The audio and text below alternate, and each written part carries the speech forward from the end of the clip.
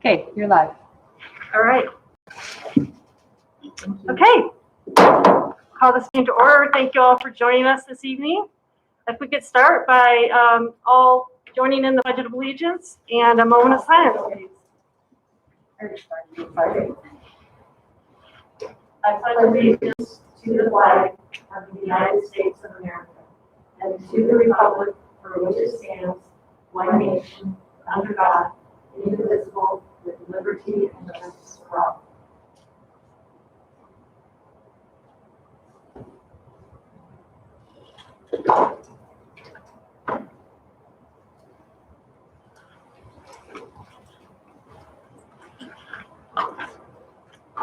Okay, before we start here, I need a motion to amend and approve the agenda to table item 6, which is for a future meeting. It is our 2023-2024 school year calendar. So moved. Second? Austin. Aye. Graber. Aye. Lecky. Aye. All right, District Community Spotlight is on the agenda, but I do not believe we have one this evening. Is that correct? Correct. Just a standing item. Okay. Next on the agenda is public comment, and we do have a public comment tonight, so I'm going to go ahead and read this. This is coming from Amy Schomer. It says, "Hello, board members. Good afternoon. I'm a parent at Columbine Elementary. I have 2 kids who have been attending the school since they were 3 years old in the preschool program. And I just want to say how happy I am with Columbine. I've had so many good experiences. I always go to Ginger with any issues I have, and they are always handled. Columbine has a sense of community that we love. Next, I would like to talk about a few teachers in particular. I just feel like people are so quick to complain nowadays that I want to say some nice things about some teachers who deserve it. Miss Melby, Mrs. Wallace, Mrs. Davidson. I love all 3 of these women. And the impact they have made on my children is amazing. I am so thankful to have had the chance to get to know them and to have them work with my children. They love the kids and it shows. Thanks for listening to me. I hope the board sees what a wonderful school Columbine is. Thank you, Amy Schomer." Well, thank you, Amy Schomer. That was very nice. Good stuff. Okay, so I need a motion to approve the consent calendar. So moved. I'll second that. Austin. Aye. Graber. Aye. Lecky. Aye. All right, under information items, we have a legislative update from Director of Business Services, Mr. Ryan Gustafson.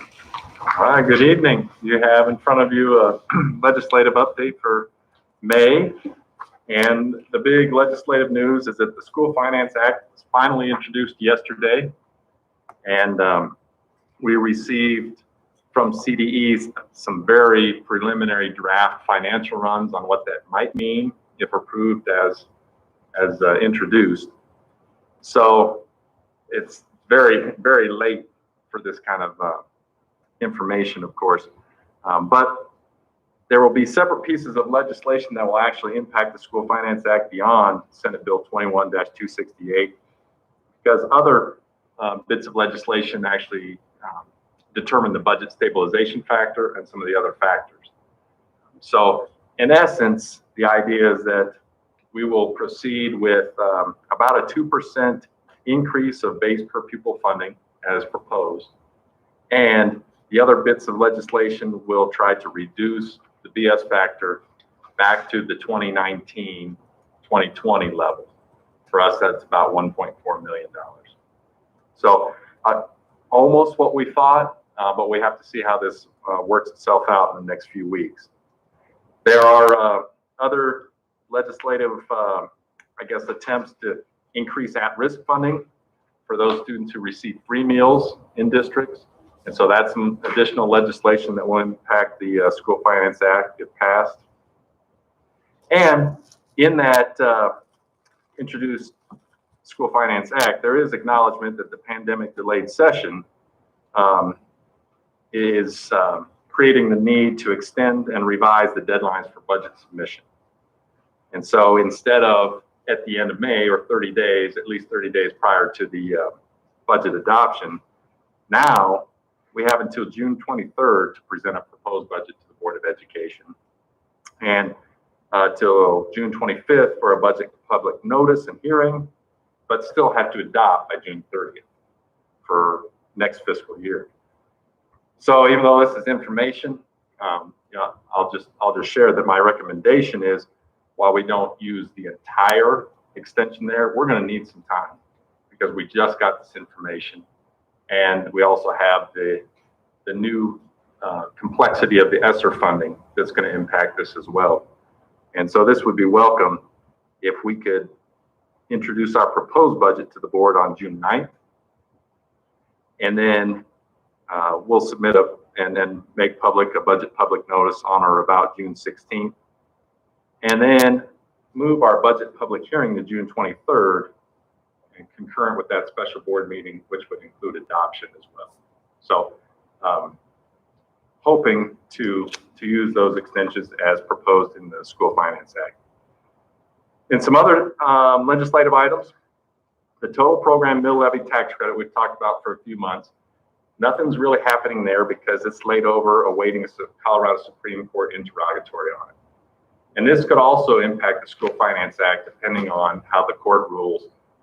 And if it determines that, yes, we do have to start imposing some of these mills, that could impact other sources of funding and other levels of, I guess, state ed fund contributions to the School Finance Act. So we're just waiting to learn more on that one. Another one I wanted to point out to you is a workers' compensation physician bill that could impact schools. And this would provide injured workers control over the selection of their primary treating physician in injury or work comp cases. Currently, that's not the case. Currently, we have a select, I think it's 4 to 5 providers. And honestly, there are 0 up here in Woodland Park that will do work comp evaluations for the district. And so if a staff member is injured, we provide them with the list of providers. They go and get evaluated. The idea is an objective set of eyes on an injury in a situation.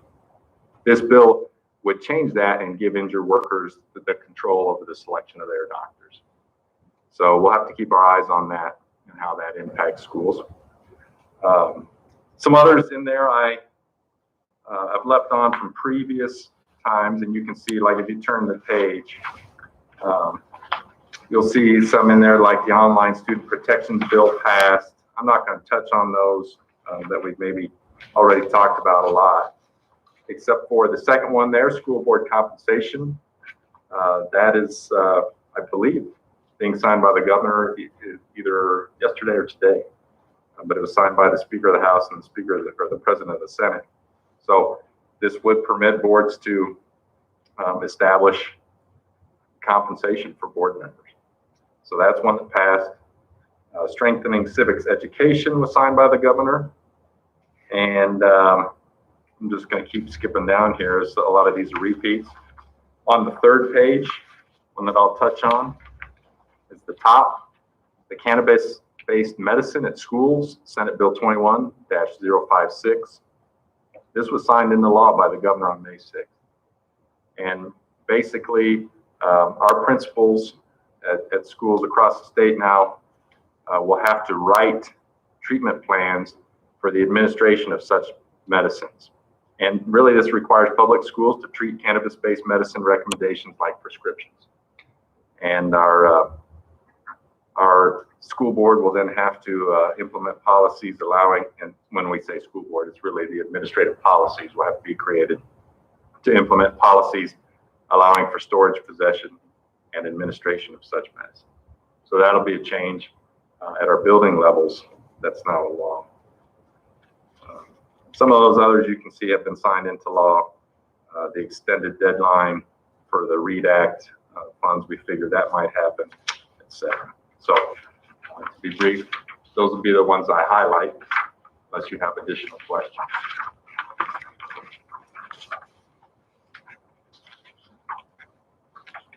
So I do have one question. Yeah. I probably should know the answer to this, but so with these laws that were signed, do they are they immediately? They take place immediately, or is it for this next school year? And, I mean, when do we have to It implement? depends on the bill. Right? It totally depends on what's in the bill. For instance, Like the cannabis-based medicine policy that was going to affect next year. next My year? understanding. Next school Next year school year. or next? And likely what'll happen is CASB will likely come out with sample Draft. policy, a draft policy that then we can choose to accept or accept with modifications or something like that. So For instance, there's one I didn't include here because it's a little ways down the road, but remember Proposition EE that provided rural funding for us this year and then the next 2 years. Well, also, that's a driver behind state provided early childhood education. And part of that bill is creating an early childhood department, basically at the state level. So that's being formulated, but that doesn't go into effect till like 2023 because it's written into the bill that way. So it really depends on each one.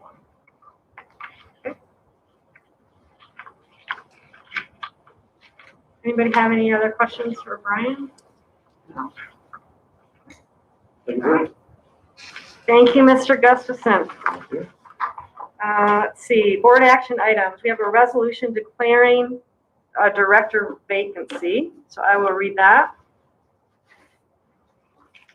Let's see. Okay, resolution to declare director vacancy. Whereas Beth Huber, Director, District B, submitted her resignation to the Board of Education on April 14th, 2021, and whereas the Board of Education voted to accept that resignation on April 14th, 2021, therefore, be it resolved by the Board of Education of the Woodland Park School District, RE2, as follows. Declares there is a vacancy, not a vacation, it's a vacancy, on the Board of Education for Director, District B, which has a term ending in November of 2021. That the Board of Education calls for a public notice to be placed for 2 consecutive weeks in the Pikes Peak Courier announcing said vacancy. That the Board of Education will accept letters of application from interested parties living in the boundaries of Woodland Park School District RE2 until June 18th, 2021. That the Board of Education will hold interviews with said parties with the intent to fill the Director District B vacancy within 60 days. And before you do a motion on that, I'd like to make one correction. We need to make that till June 11th. And the reason is that I will be on vacation the next week. So we need to just back that up. The I know, see, vacation. you were in my mind. So let me just read that again. So it says, we have a correction. Yes. Um, And you that- only need to read the last 2. Yeah, I'm just going to read that, Okay. not the whole thing. Sorry. Thank you. Sorry about that. No, I that's meant to make okay. that change. And the correction is in this section, that the Board of Education will accept letters of application from interested parties living in the boundaries of Woodland Park School District RE2 until June 11th, 2021.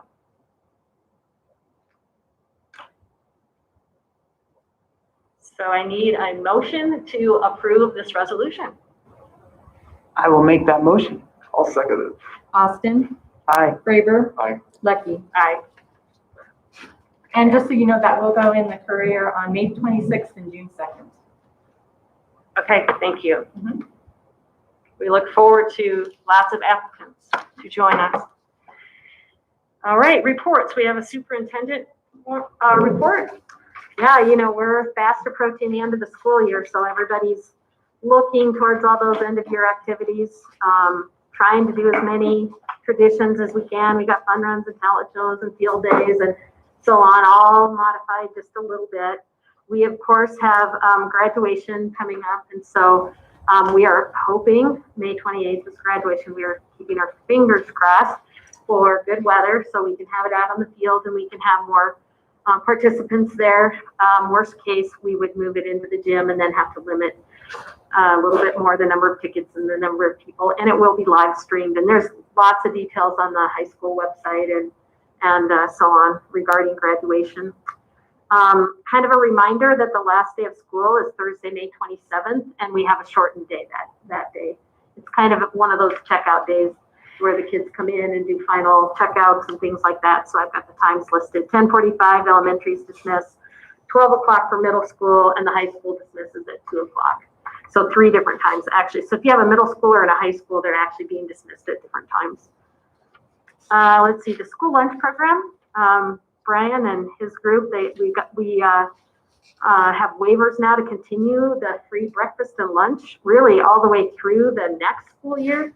And what that means is that we also will have summer school meals provided all summer long as well. So kind of like we did last summer, we give 7 breakfasts, 7 lunches, and they're picked up at three spots, right?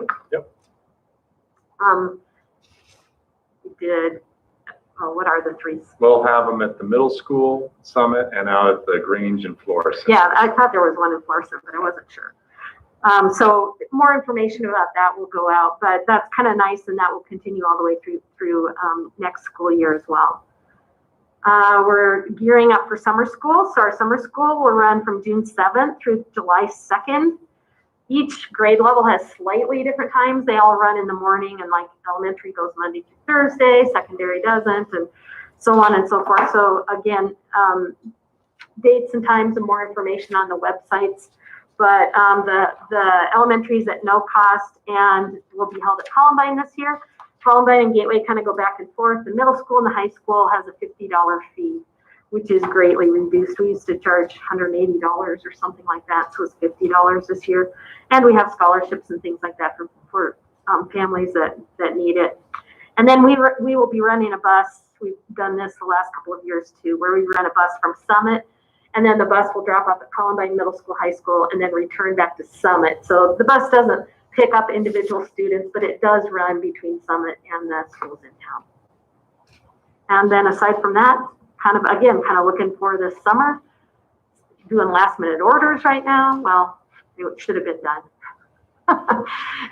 And then looking at summer PD kinds of things. Teachers are pretty tired, so we're not planning a whole lot for June. A few things that we're doing in June, and we're really kind of looking for the kinds of professional development that typically happen in August as teachers come back. Teachers are kind of tired right now. So when you put out, what do you want to work on? It's like, oh, we just need a little bit of rest off. Yeah. So yeah, just kind of the end of the school kinds of things. All right. Does anyone have any questions for? Yeah, just a couple things. So on summer school is the not yet. So is that who are those kids that get recommended or encouraged to do summer school? So at the elementary, we look at the students that, because they don't have not yet grades, that sort of thing.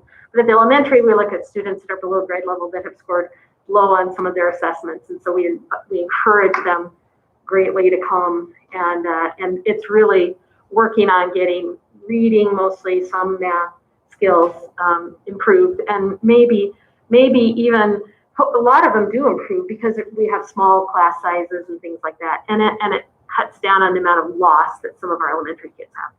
At the middle school and high school level, it's a combination, but for many, it is a chance to finish up. So if they need additional time to finish up wherever they are, it's a credit recovery kind of a possibility at the high school. So it could be students that had a not yet. Some of those students may only have 1 or 2 things that they need to finish. So if they've only got a couple of standards that they need to do. We have a lot of kids and then at the middle school, if they've got certain pieces that they need to complete. Last year, we had a lot of students attend, and about 2 weeks into it, as soon as they're done and made up, then they're gone. They don't have to keep coming. So we kind of whittle them down as the summer school session goes on. We'll have some that we're encouraging as many as possible in person because some of the kids didn't do so well remotely. So they will be here, but there will be some opportunity for kids to do some remote, they'll work that out with teachers. So the measuring stick is a bit of how far they get on their tests, not, hey, you'll be with us 4 weeks, versus, hey, you'll get your score recovered up to this point and then. Yeah, so some kids will come in and they might have 2 standards, and we'll have some kids that will be done by the end of the first week. And then once that's satisfied, then they're out of there. Other kids may have 2 or 3 classes, so they can work and get through as many classes as they can during that time. And we will have at the high school and at the middle school, we'll have, people to help with math and every single one of the core content areas. So they're available to be able to work with kids in small groups and really, you know, work them through on the areas that they were behind in or needing to catch up. So it's a combination. Every so often too, we've got a couple kids that are just coming at the high school, a few that just want to kind of get ahead a little bit. And then we make them pay the full fee for a course if they're not doing a credit recovery. So a couple want to get 1 or 2 classes ahead in their schedule. So it's kind of a nice combination. And it's way more relaxed. And the kid, you know, our teachers that teach it love it because they really get to know the kids. It's again in a more relaxed atmosphere and a smaller setting, and so they can really work with them for an extended period of time, not just a class period. So just in general, on that whole question, you know, we had talked about just the impact of COVID in this year on kids and how that recovery is going to be going into next year. Are you seeing a larger percent? I mean, I would expect you'd see a larger percent of kids that are coming to summer school or you think are going to be coming to summer school, or it's hard do you to have any idea at this point? Yeah, I don't really at the secondary level. What happens is we get, right now we have 11 kids signed up for high school. We just had a meeting this morning, but that's very typical. So you still have a lot of high school kids that are thinking, I'm going to make it. And so they typically don't sign up until it becomes very obvious that you didn't make it, you need more time. And so that's when the phone counselors start calling and contacting and saying, hey, you need a little more time. You know, you can get it done. You can get it cranked out, come to summer school and get it done. So a lot of our secondary kids really don't sign up until it gets closer to when grades are coming out. That's typical. At the elementary level, we send out registration and those get filled up pretty quickly. So we already have pretty full classes at every grade level at the elementary level. A little bit higher percentage than you've seen in the past? No, you know, not really. So, you know, we've been looking at some of our test data. We were just talking about that today. I think for a certain extent, we've had a lot of kids that have been here in person, and we've been in person most of the year. So those kids have done pretty well.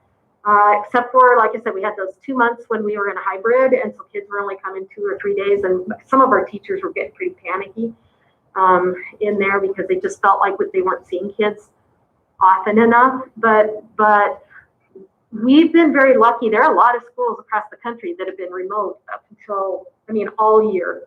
And the one thing that I was talking to the middle school teacher, and she was saying that middle school, I forget. Anyway, and she was saying, you know what, the kids, her remote classes were doing really good up through 3rd quarter. They've lost it. The 4th quarter, they're like, okay, now I'm tired. They've been at home, they've been on remote.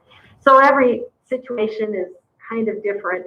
But we've reduced the number of kids that were in a remote situation throughout the year. You know, we had a lot more that started at the beginning of the year. Every quarter we had more and more that came back, and that's been really helpful for us too. We'll take a look at our end of year data. We're just finishing up MAP testing, so we'll do some comparisons on that. It's been a little bit hard to compare because we've had different windows, but our end of year should be pretty consistent with where we were. Well, even last year, we didn't really test last year, so we'd have to go back 2 years to kind of look and see. Okay. Yeah, it's a good question. And I don't know that, like I said, we have some that didn't do well, and some kids that we're really worried about that have been remote, and we just know that they're not doing well. But because we haven't had, because we've had a lot of in-person, I don't think we're as bad off as maybe some across the nation might be, if that's a way to put it. I just have one more piece on last weeks of school. So method to the madness of the different times, is that bus driven? I'm remembering as a parent, what do I do with 2 hours in between picking up my kids? Yeah, so this is strictly bus, or not strictly, but yes. Motivated. So, the buses, first of all, have to drop off the elementaries, then they have to drop off the secondaries, and then they start picking up the elementaries. And high school wanted to keep them a little bit longer for a variety of reasons. So that's the difference between the middle school and the high school. But yep. Yes, it is busing.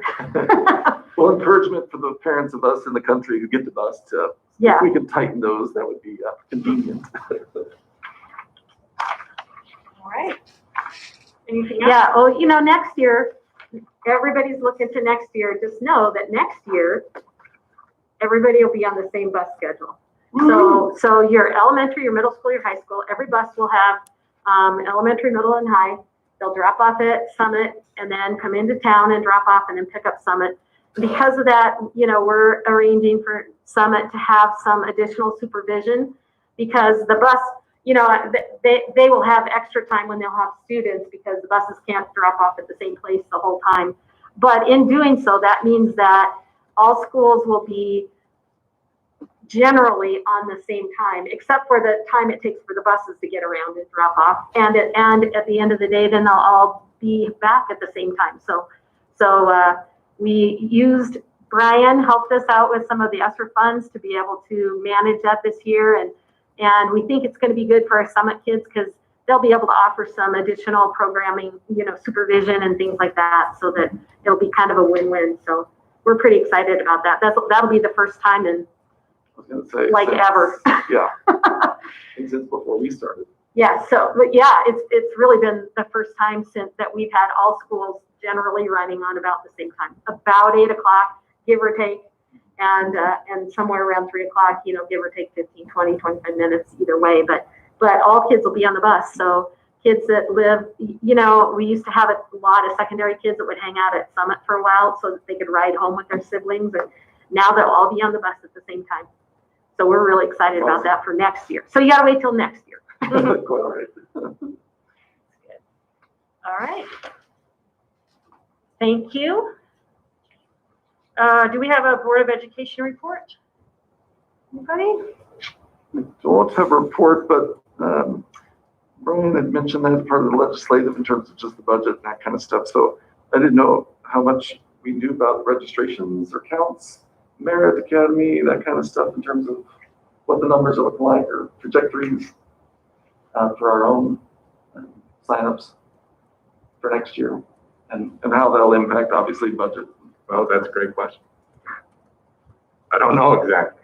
There's a tremendous unknown, as I mentioned a month ago, with the addition of Merit Academy and the CSCS 8th grade. I've requested from Merit their enrollment information, total numbers by grade, and they've committed to giving me that as soon as they wrap up the process. How are we looking for WPSD? I don't know. Honestly, I don't know. Okay. Because I don't really have my hands on that every day. Sure.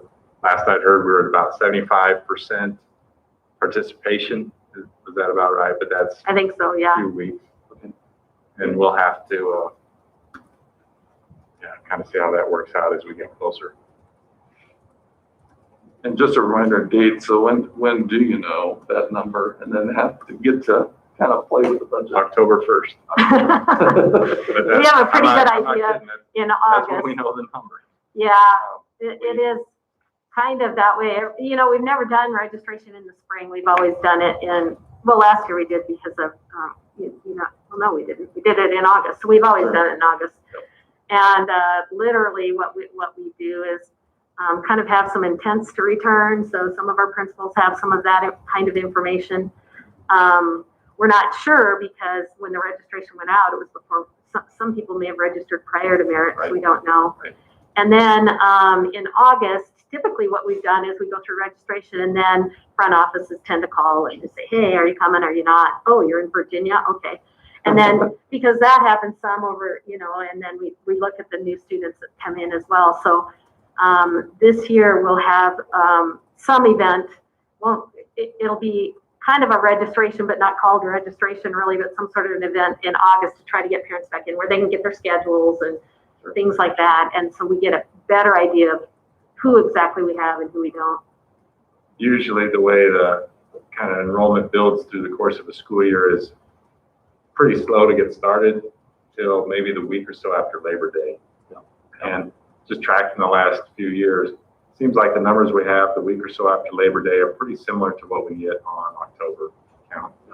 So and until then, it's an estimated guess based on projections in March for our staffing. and in about April for building our department building budgets. And that's, I'm gonna stick with those numbers as we build a proposed budget, and then we'll evaluate it October in the revision. I was noticing the appeals, which are good, getting those emails out to the families, like, who you got coming? So, good, thank you. Sure. Is anyone gonna mention anything about this? Because I could. Feel free. Yeah, I'm just noticing here that there's a public memorial service in honor, in memory of Mayor Val Carr. And so this is an invitation that we received as a board. And it says that all are welcome, and it's actually June 6th at noon, so 12 p.m. at Memorial Park at the pavilion there. And that's the main park right in the middle of town.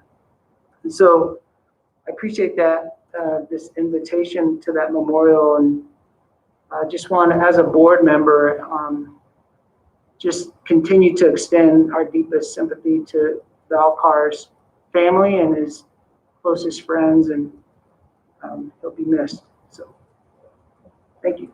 Thank you, Chris. All right, if there isn't anything else, we can adjourn the meeting. Need a motion. Oh, I'm sorry. Could I have a motion to adjourn the meeting? So moved. Second that. Austin. Aye. Graver. Aye. Lecky. Aye.